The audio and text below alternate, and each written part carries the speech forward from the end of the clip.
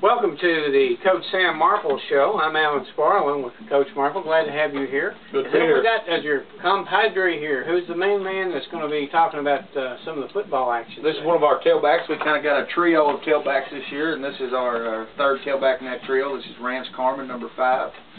So I think last week Rance had 7 carries last week for 90 yards. So he's getting a pretty good gain every time he touches the football.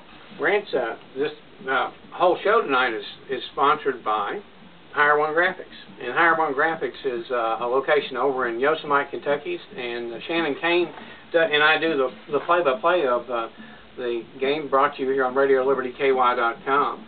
HigherOneGraphics has got all types of good stuff. I was looking at their Facebook site just a few moments ago, and they have T-shirts, they have hats. Of course, the fall is coming up. They've got sweatshirts.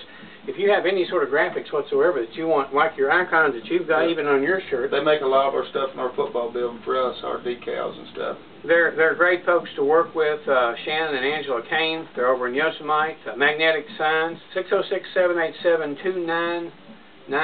So you can give them a call or go to their Facebook site. Just look up HigherOneGraphics and it'll pop right there on Facebook for you.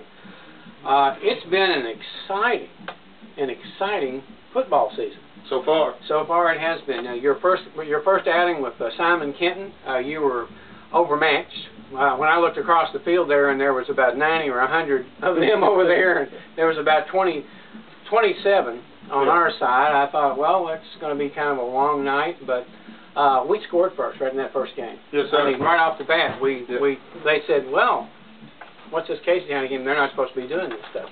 You probably enjoyed that first touchdown as well. Yes, sir. Your second game, your second opponent was against Taylor County, and that was just this last week, and it was pretty much of a one-sided game. Taylor County came out pretty early and looked pretty sharp in their first sets of downs, and there was some sort of defensive changes, I think, that came from the sideline, and all of a sudden they kept running into this wall. The defense was very impressive against Taylor County. Well, we had a couple little things we wanted to force them to do on defense, and we kind of got like every week when we come out, we have like a 2 to 3 step plan we go through, and we went to the second step and was able to make them make a few adjustments, and the rest of the night we was able to kind of dictate what we wanted them to do when they had the football, so that helped us a lot. And then, the rest of it was just us winning the battle up front and being able to be physical and dictate the pace of the game.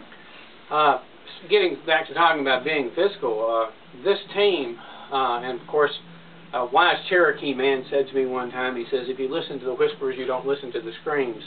The whisper on the street is that this has been a pretty tough physical team for the simple reason you've demanded physical performance out of your players. Yeah. And it's shown off. From my perspective, what I see on the field each week is I see players that are playing on both sides of the ball, and they're still in good shape by the end of the third quarter and even into the fourth quarter, which is amazing to me. So, talk about your conditioning. What regimen did you accept early on when you took the coaching position, and what has changed in that arena? I think we knew when we come in that we had a small class of really good football players, but we didn't have a big class of good football players. And so as a coaching staff, we knew if we were going to be successful this year, our conditioning was going to have to be something that was different than, that probably any of us, even on the coaching staff, had been around as far as a high school team. And so we went out and challenged these kids, and we challenged them every single week and every single day during practice. And I told somebody on another interview that we probably put these kids through more this summer conditioning-wise than any high school kid deserves to be put through. But at the same time, I think they haven't always understood that. But now that we're getting into playing, game weeks, and I think by the time it was about halftime of Simon Kenton, I think it clicked home and everybody understood what our main goal was and what we were trying to accomplish with that. So I think that we lost a few kids due to that, but at the same time, I think it's made us a better football team this year. Well, what I've seen from all the games I've watched so far this season is they don't leave very much left on the field. No, sir. I mean, whatever they've got in the tank, it goes before the end of the game. This is even coming into this year, this is a special group of kids. There's about 13, 14 kids in this group that They're hard workers and they're hard-nosed, and they know what it takes to win football games, and that's what we're going to keep trying to do. Let's talk a little bit about the injury situation. How's that going so far, since you are kind of short in the number of children that you have? I call them kids, but I'm going to tell you what, they're pretty much men.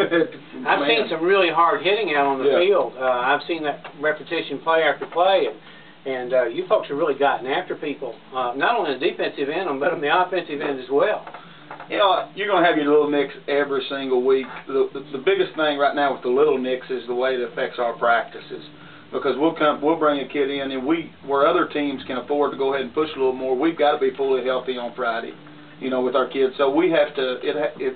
It's made us, now that we've got into game weeks, to have to back up our practices a little bit because we've had kids with the little nicks. So there's some things that we can't do to let them rest.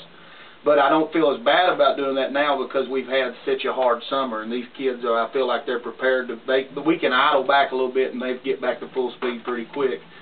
But as far as major injuries right now, we really only got one, and that's Travis Burton, number 51. I think the number's right, ain't it, Rance? 51? Yeah, Travis has tore his LCL in his knee and a little bit of cartilage damage, and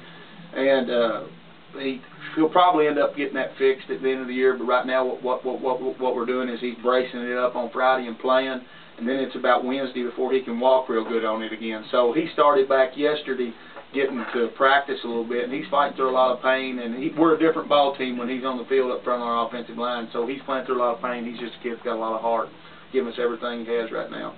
Well, that's something to be proud of, and I'm sure the folks in Casey County are proud of the team that you put on the field this year. Let's go ahead and take a look at what's happening this week.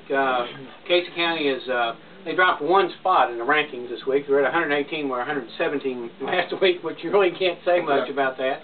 We had a big win against Taylor County. We shut them out.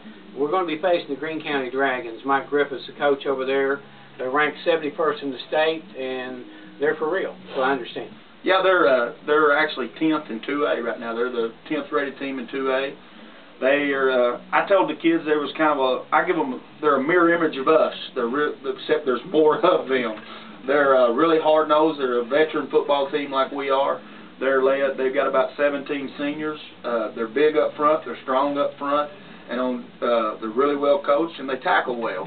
You know, and so we've got a big challenge. We've got a big challenge this week. You know, to us, we focused on cutting down our mental mistakes offensively, and then the same thing, being sound on defense, lining up. He's a coach who's going to come out and he's going to give us a lot of different formations, but at the same time do a lot of the same things out of those formations. So it's just getting like Rance and the boys lined up in the right place, and then we'll line up in the right place and stay disciplined on defense and do what we want to do, we're going to be fine. If we just hold on to the ball, that was one of the first things I saw against Simon Kent. We just couldn't seem to hold the ball. Everything that was at the 50-yard line, even with Lincoln County up there at the Lincoln Bowl, we had problems holding on. So that's the thing we've talked about. You know, I've told Rance is one part of that trio in the backfield this year with Alex Bolin and Dylan Coffey and Rance, and they're three backs is getting every single carry for us, and we're not a big passing team, so we're not spreading around. They don't get no break, and they're constantly running in and out. So, but we cut our turnovers down this week to 3. We had 3 fumbles that was turnovers, but we're not going to beat Greene County with 3 turnovers.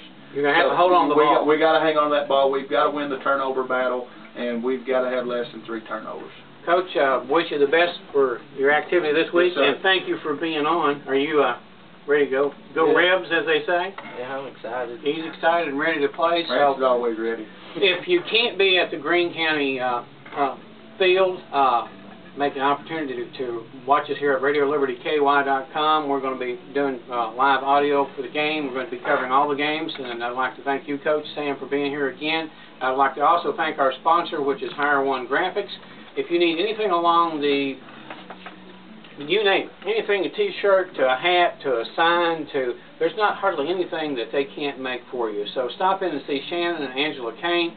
They're over in Yosemite, Kentucky, or you can see them on their Facebook page at HigherOneGraphics, and contact them. They'll be glad to hear from you.